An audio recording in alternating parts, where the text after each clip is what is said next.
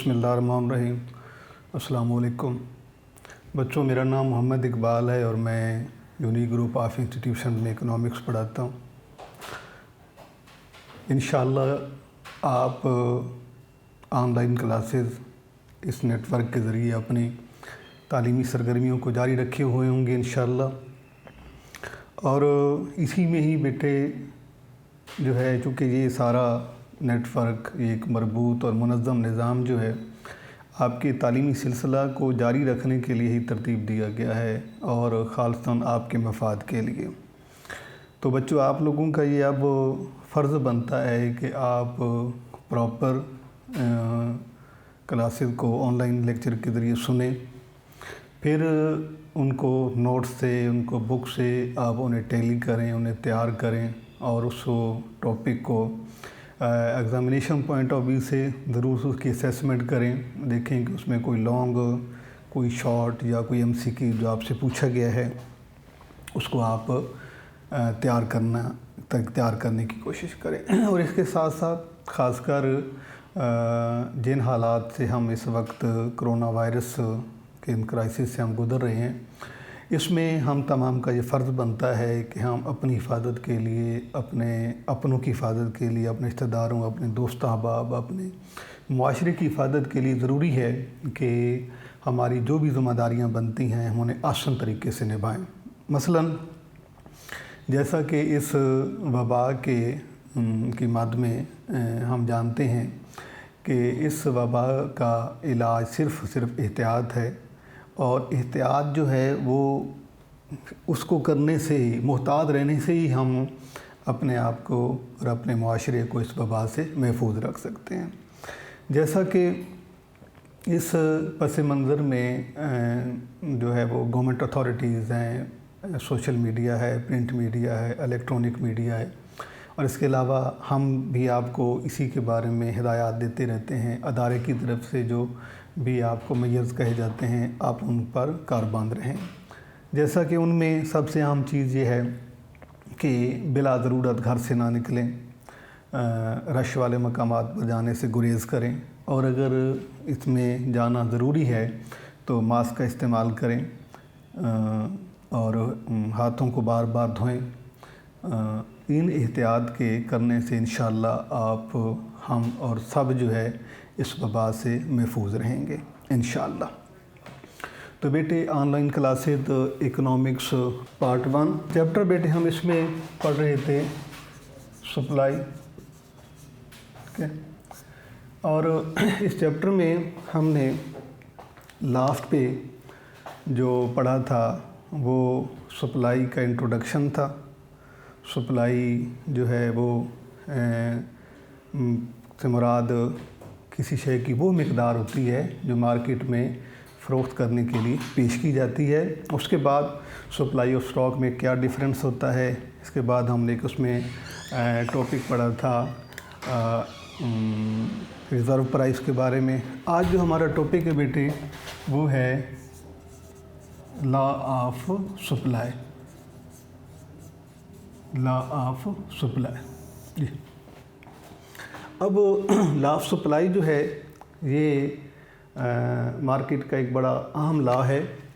इस लॉ की बुनियाद जो है वो है सप्लाई फंक्शन। बुनियादी तौर पर सप्लाई फंक्शन जो है वो इसकी बुनियाद है। QS is the function of P। Quantity of supply is the function of price. यानी क्वांटिटी ऑफ सप्लाई जो है वो प्राइस लेवल पे डिपेंड करती है। इसमें इस फंक्शन में मैंने आपको बताया था कि ये फंक्शन जो है ये इंक्रीजिंग फंक्शन है, और इंक्रीजिंग फंक्शन का मतलब है कि इन दोनों वेरिएबल के दरमियान जो ताल्लुक़ है वो डायरेक्ट है। मसलन प्राइस के बढ़ने से क्वांटिटी ऑफ सप्लाई बढ़ जाएगी और प्राइस के कम होने से सप्लाई भी कम हो जाएगी। ये इसमें एक रिलेशन पाया जाता है। अब इस रिलेशन को जब हम डायग्राम की शक्ल में जब इसे हम शो करते हैं तो इनमें चूँकि इन दोनों वेरिएबल के दरमियान पॉजिटिव रिलेशन है, इसलिए इनसे जो कर्व बनता है उसकी नेचर भी पॉजिटिव है। तो जैसा कि हम पहले जानते हैं इकोनॉमिक लॉज के बारे में कि इकोनॉमिक लॉज में हम लिखते हैं कि other things remain the constant, यानी कुछ चीज़ों को अजूम करके हम उस लॉ को प्रूव करने की कोशिश करते हैं। और दूसरा जो है, इनको सॉल्व करने का बेटे पैटर्न इस तरह से होता है कि सबसे पहले हम उसको डिफ़ाइन करते हैं, फिर उसका टेबल बनाते हैं, फिर उसको डायग्राम फॉर्म में लेके आते हैं, फिर उस डायग्राम की एक्सप्लेनेशन करते हैं, उसके बाद अजम्पशन लिखते हैं। यानी एक ही बात होती है, उसको हम पहले वर्डिंग में बयान करते हैं जिसको डेफिनेशन कहते हैं, फिर उसे टेबल की शक्ल में लेके आते हैं जिसे जो है वो गोशवारा कहा जाता है, फिर उसी टेबल से हम डायग्राम बिल्ड करते हैं और डायग्राम जो है ये ग्राफ के जरिए इसकी वजाहत हो जाती है, फिर उसके बाद डायग्राम को एक्सप्लेन करते हैं और यही पैटर्न हमारा इसमें चलता है। लॉ ऑफ सप्लाई ये है कि जिस तरह मैंने आपको बताया है कि लॉ ऑफ सप्लाई की बुनियाद जो है वो सप्लाई फंक्शन ही है कि हमने इसमें क्वांटिटी ऑफ सप्लाई और प्राइस के रिलेशन को लेना होता है। इसमें बेटे हम सबसे पहले जो है इन दोनों वेरिएबल के दरमियान पाए जाने वाले मुस्बित ताल्लुक़ को की वजाहत करते हैं, उसके बाद इसको हम डिफ़ाइन करेंगे। अगर हम इस फंक्शन को लिखें तो पहले कॉलम में हम P, उसके बाद सप्लाई, क्वांटिटी ऑफ सप्लाई जैसे सप्लाई में। अब प्राइस जो है आप 2, 4, 6, 8, 10, चूँकि प्राइस हमने ली है इंक्रीजिंग रेट से, तो हम जानते हैं कि प्राइस और क्वांटिटी ऑफ सप्लाई में पॉजिटिव रिलेशन बनता है, लिहाजा हम जो है वो इसको भी बढ़ाएंगे। मसलन यहाँ पे क्वांटिटी 100, 200, 300, 400 एंड 500। ओके, अब ये टेबल इस बात की वजाहत है कि प्राइस और क्वांटिटी ऑफ सप्लाई के दरमियान पाया जाने वाला ताल्लुक़ जो है ये पॉजिटिव है। हम प्राइस को बढ़ाते जा रहे हैं तो सप्लाई भी बढ़ती जा रही। अब ऐसा भी हो सकता है कि आप सप्लाई को कम करें, प्राइस को कम करें तो सप्लाई को भी कम कर दें, ये भी आपके पास एक ऑप्शन मौजूद होता है। यानी कि बात करने का मकसद ये है कि आपने दोनों के दरमियान रिलेशन जो है वो पॉजिटिव रखना है, मीन इंक्रीजिंग फंक्शन रखना है। जैसे मैंने आपको यहाँ पर लिख के दिया है कि इंक्रीजिंग फंक्शन का मतलब होता है जब दोनों वेरिएबल के दरमियान रिश्ता मुस्बित होता है, प्राइस के बढ़ने से सप्लाई बढ़ेगी और प्राइस के कम होने से सप्लाई भी कम हो जाएगी। तो इस रिलेशन को जो है इंक्रीजिंग फंक्शन कहते हैं। प्राइस और सप्लाई के दरमियान पाया जाने वाला इंक्रीजिंग फंक्शन है। अब इसको आप जो है वो टेबल कोई एक्सप्लेनेशन भी अगर आप लिखना चाहें तो आप लिख सकते हैं। इसमें आप बताएंगे कि इस गोशवारे में पहले कॉलम में in first column there is price and in second column there is quantity of supply. This table shows that when in price level increases quantity of supply follow the change in price positively, mean कि जैसे जैसे price बढ़ती जाती है quantity of supply भी उसी rate से बढ़ती जाती है। इसके बाद बेटा हम इसी चीज़ को जो है सप्लाई को हम यहाँ पर डायग्राम शक्ल में लेके आते हैं। 0 है एक्स एक्सिस और ये वाई एक्सिस, जहाँ पे हम प्लॉट करेंगे प्राइस और यहाँ पर क्वांटिटी ऑफ सप्लाई, और पहले यहाँ पर हम क्वांटिटी ऑफ डिमांड को प्लॉट करते थे। शुरू में आपको तफसील से बताया था कि इस फंक्शन में इस चैप्टर में और इससे पिछला जो सबका हमारा चैप्टर है सिर्फ एक फंक्शन का फ़र्क है, उसमें प्राइस और डिमांड का रिलेशन है नेगेटिव, इसमें प्राइस और सप्लाई का रिलेशन है पॉजिटिव। अब बेटे हम इसका स्केल डिफाइन करते हैं। ये प्राइस हमने लेनी है वाई एक्सिस पे 2, 4, 6, 8, 10। इनका जो डाटा है ये बहुत आसान है, तो आप आसानी से की प्लॉटिंग कर सकते हैं। 2, 4, 6, 8, 10। और इसके बाद जो सप्लाई है, सप्लाई में भी इसका ग्राफ या इसका डिजिट मैंने इसलिए सिंपल वैल्यू लेते हैं ताकि हमें प्लॉट करने में आसानी हो। तो ये है बेटे 100, 200, 300, 4 और 500 जी। और वही एक दफ़ा फिर याद दहानी आपको करवा दूं बेटे कि आपने इस स्केल का ख़ास ध्यान रखना है, यानी कि आपने ये देखना है कि जितना इसके दरमियान बॉक्स बराबर जो इनके पास नंबर इनका सेम होना चाहिए, तो इसमें डिस्टेंस भी उतना ही होना चाहिए। जैसे जहाँ पर 2 का गैप है तो इसमें भी आपकी जो है ना वो स्पेस भी उतनी होनी चाहिए। ऐसा नहीं होना चाहिए कि आप नंबर गैप आपका मुख्तलिफ हो और उसमें जो है आपकी स्पेस मुख्तलिफ आ रही हो, इसका आपने ख़ास ख्याल रखना है जी। इसके बाद बेटे हम इसको प्लॉट करते हैं। आप देखें कि पहले वैल्यू क्या है कि जब प्राइस 2 है तो सप्लाई है 100, तो आप 2 और 100 को जो है मिला देंगे। पहला पॉइंट आपके पास ये हो जाएगा। उसके बाद जैसे ही प्राइस 2 से 4 होती है, 2 से 4 होती है, सप्लाई 100 से 200 हो जाती है, तो फिर आप इसको ऐसे मिला देंगे।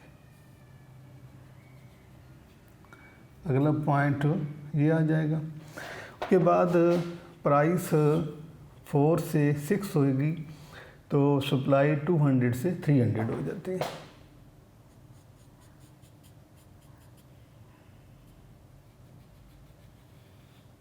ये पॉइंट आ जाएगा। उसके बाद 8 पे 400,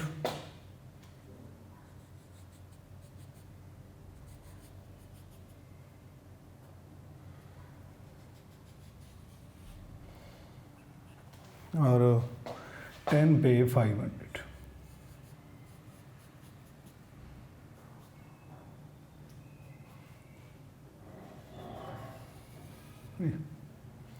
ये पॉइंट आ जाएंगे बेटा A, B, C, D और E।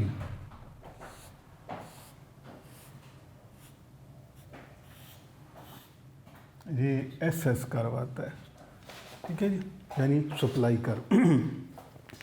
इसमें जो है आप इसकी नेचर को देखें कि सप्लाई कर्व जो है वो पॉजिटिव है। मीन कि जूँ जूँ प्राइस बढ़ती जाती है इसी रेशो से, चूँकि सप्लाई जो है उसको पॉजिटिवली फॉलो करती है, लिहाजा कर्व की स्लोप पॉजिटिव होती है। सप्लाई जैसे ही इंक्रीज़ करेगी, प्राइस इंक्रीज़ करती जाएगी तो सप्लाई भी इंक्रीज़ करती जाएगी। ये इसमें ये रेट रहता है। और उसके बाद अगर प्राइस कम कर होगी तो सप्लाई भी कम होती जाएगी, यानी ये इस तरफ मूव करेगा, ये वाला। अब जब इसकी एक्सप्लेनेशन करते हैं, यानी डायग्राम की वजाहत, इसको आप यहाँ पे बेटे लिखेंगे सप्लाई कर्व खत्ते रसल। तो सप्लाई कर्व एक्सप्लेनेशन इसका वही पैटर्न है, वही तरीक़ाकार है जिससे पहले आप डायग्राम में कर चुके हैं। कि सबसे पहले आपने बेटे ये करना होता है कि जैसे आपने ये डायग्राम बिल्ड किया है उसी वैसे ही आपने डायग्राम को आगे एक्सप्लेन करना है। हम लिखते हैं कि in this diagram a price is plotted on Y axis and quantity of supply is taken on X axis. When when price of good is 2, supply is 100, we get point A. And when price increases 2 up to 4, supply increases 10 to 200, we get point B. After that, price level increases 4 to 6, supply also increases 200 to 300 we get point C. इस तरीके we get point D. By joining all the points A, B, C, D, E, we built a curve that is supply curve and it has positive slope. यहाँ पर बेटा एक और चीज़ भी आपने गौर करनी है, जिस तरह से आपने एक्सपेंशन और कॉन्ट्रैक्शन ऑफ डिमांड पढ़ा था, यहाँ से आप वो वाला कंसेप्ट भी इसके अंदर आप पढ़ सकते हैं कि कॉन्ट्रैक्शन और एक्सपेंशन कैसे होगी, क्योंकि आगे हमारा वो अलग से टॉपिक है, अलग से आर्टिकल है, उसमें हम जाके डिस्कस करेंगे। लेकिन आपको यहाँ पे थोड़ा सा इसका मालूम होना चाहिए कि हमारी जो एक्सपेंशन कॉन्ट्रैक्शन, अगर आप एक लम्हे के लिए अगर आप डिमांड कर्व को जहन में लाएँ तो डिमांड कर्व बेटे आपने ऐसे बनाया था, ये डिमांड कर्व है जो आपका लास्ट चैप्टर में था। तो उसमें हम यहाँ प्राइस प्लॉट करते हैं, यहाँ पे QD है। अगर हम इधर को एरो का निशान लगाएंगे तो ये कहलाएगी एक्सपेंशन ऑफ डिमांड, और जब हम इधर को मूव करते हैं तो इसे कहा जाता है कॉन्ट्रैक्शन ऑफ डिमांड।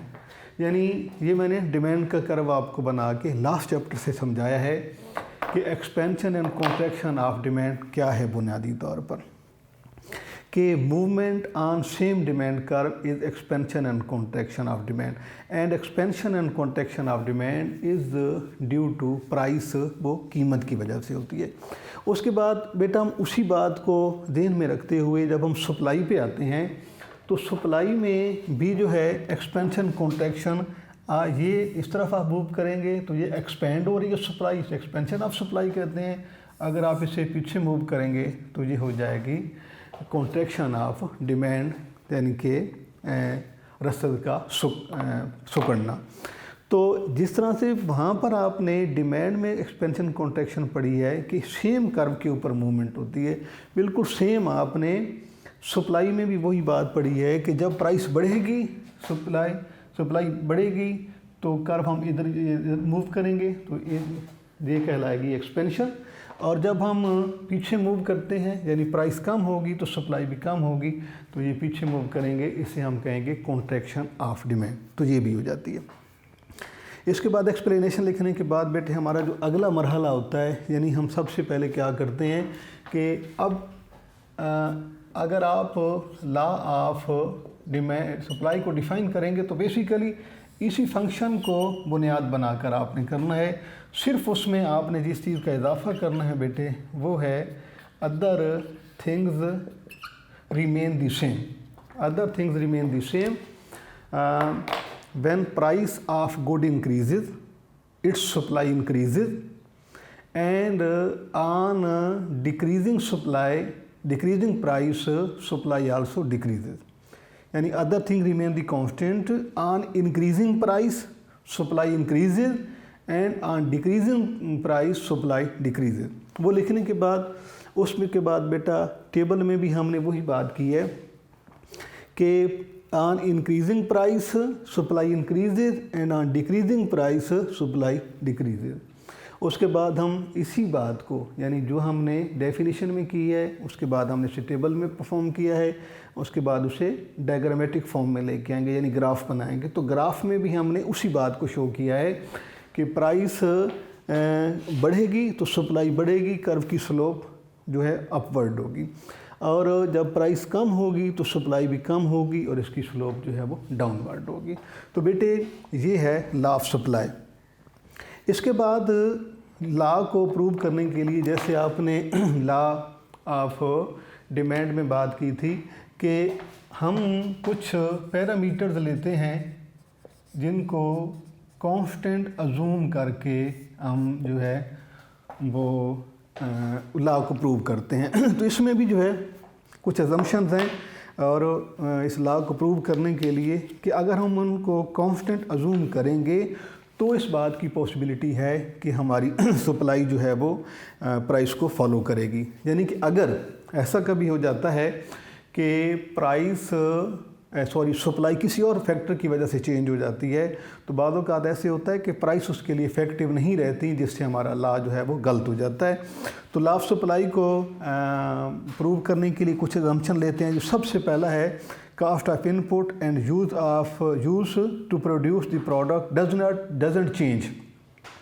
यानी कि पहला इसका जो असम्पशन है वो ये है कि कास्ट ऑफ प्रोडक्शन चेंज नहीं होनी चाहिए, वो सेम रहने चाहिए, क्योंकि कास्ट ऑफ प्रोडक्शन जो है ये सप्लाई को डायरेक्टली इफ़ेक्ट करते हैं कि अगर कास्ट ऑफ प्रोडक्शन में जब चेंज आ जाए अब्रप्टली चेंज आए तो उससे सप्लाई में भी उसका लेवल भी कम ज़्यादा हो सकता है। अब बेसिकली कास्ट ऑफ प्रोडक्शन होती क्या है, यानी वो एक्सपेंडिचर जो हम इनपुट की शक्ल में प्रोडक्शन में लगा रहे होते हैं। मसलन प्रोडक्शन करने के लिए 4 फैक्टर चाहिए होते हैं, लैंड, लेबर, कैपिटल, ऑर्गेनाइजेशन।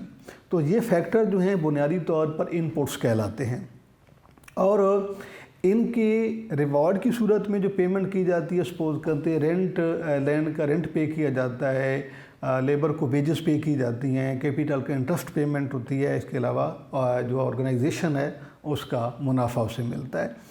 तो अगर कास्ट, तो इनके पहला इसका मफरूज़ा ये है कि अगर कास्ट ऑफ प्रोडक्शन सेम रहेंगे तो ये लॉ प्रूव हो सकता है। मतलब अगर कास्ट ऑफ प्रोडक्शन बढ़ जाते हैं तो सप्लाई कम हो जाती है, और कास्ट ऑफ प्रोडक्शन कम होने की सूरत में प्रोडक्शन लेवल बढ़ जाता है, सप्लाई बढ़ जाती है। तो साबित करने के लिए ज़रूरी है कि हम उस लॉ के अंदर रहते हुए जो सपोज़ करते हैं कि cost of production remain same. उसके बाद बेटा production technology remain the same, यानी कि जो प्रोडक्शन टेक्निक है वो कांस्टेंट रहनी चाहिए, उसमें बदलाव नहीं आना चाहिए। मतलब ये है कि जिस मेथोडोलॉजी से, जिस प्रोडक्शन टेक्निक से प्रोडक्शन की जा रही है वो सेम रहनी चाहिए। अगर किसी वजह से, या हम सपोज़ करते हैं कि हम प्रोडक्शन टेक्निक चेंज कर देते हैं, यानी कि जो है वो एडवांस टेक्नोलॉजी का इस्तेमाल किया जाता है, तो उससे प्रोडक्शन जो है वो सेम प्राइस पर भी प्रोडक्शन या सप्लाई बढ़ सकती है।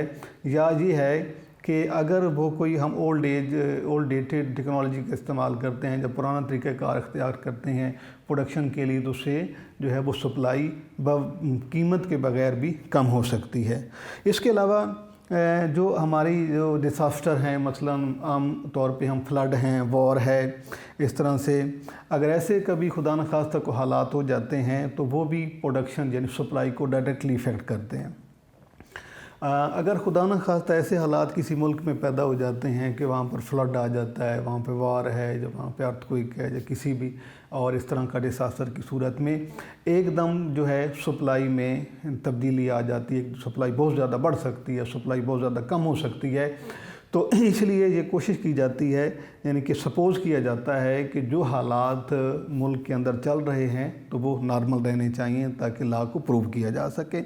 उसके बाद है बेटा नंबर ऑफ़ सेलर। बाज़ औक़ात ऐसा होता है कि नंबर ऑफ़ सेलर्स जो होते हैं वो भी मार्केट में मौजूद सप्लाई को मुतासर कर रहे होते हैं। समटाइम ऐसे होता है कि प्राइस सेम रहती है और जो है वो नंबर ऑफ़ कंज्यूमर कम होते हैं तो उससे डिमांड कम हो जाती है, जिससे सप्लाई पे भी असर पड़ सकता है। इसी तरीके से नंबर ऑफ़ कंज्यूमर के बारे में भी ये सपोजिशन होनी चाहिए या जूम किया जाना चाहिए कि वो एक ख़ास हद तक जो है वो कांस्टेंट है, यानी क्योंकि एंट्री मार्केट में या उनका एग्ज़िट जो है वो अगर ज़्यादा फ़्लो से होता है तो वो सप्लाई ऑफ गुड्स को मुतासर कर सकते हैं, इसलिए ये सपोज़ किया जाता है कि वो एक कांस्टेंट रहनी चाहिए। उसके अलावा ये है जी कि law and order situation of country must be favourable, कि मुल्क के अंदर जो कानून अमन व अमान की सूरत हाल है वो भी नॉर्मल रहनी चाहिए, क्योंकि ये सप्लाई को इफ़ेक्ट कर सकती है। इसके बाद बेटे है कि एक्सपेक्टेशन अबाउट फ्यूचर प्राइसेस। बाद औक़ात आने वाले वक्त में यानी फ्यूचर में हम एक्सपेक्ट कर रहे होते हैं, कुछ चीज़ों को अज़ूम कर रहे होते हैं, कुछ हमें नज़र आ रहा होता है कि ये आने वाले हालात में चेंज हो सकती हैं, तो वो हालात हमारी मौजूदा दौर की सप्लाई को बदल सकती हैं। फ़र्ज़ करते हैं कि ऐसे लग रहा है कि आने वाले वक्त में हालात मुल्क के ख़राब हो सकते हैं तो सप्लाई को कम कर दिया जाता है, या अच्छे हो सकते हैं तो एक सेम प्राइस पर प्रोडक्शन या सप्लाई बढ़ा दी जाती है। तो ये बेटा वो असम्पशन है जिनको अजूम करके हम इस लॉ को प्रूव करने की कोशिश करते हैं। अब आपने जब ये लॉ बेटा आपका सवाल पूछा जाएगा तो ये होगा कि explain law of supply with the help of table and diagram. उसमें मेरे बेटे आपने सबसे पहले जो है तरीक़ाकार आपको बताया हुआ है कि पहले आपने सप्लाई को डिफ़ाइन कर दें तो बेहतर है। अगर आप सप्लाई को डिफ़ाइन नहीं करते तो फिर आप डायरेक्ट लॉ ऑफ सप्लाई लिख दें, कॉमा में लॉ ऑफ सप्लाई लिखने के बाद उसके बाद बेटे आप टेबल बनाएंगे। टेबल यानी जो आप बात वर्डिंग में कर रहे हैं वही आप टेबल में बयान करेंगे, और टेबल के बाद टेबल की एक्सप्लेनेशन आप इन शॉर्ट लिख दें, बेहतर है।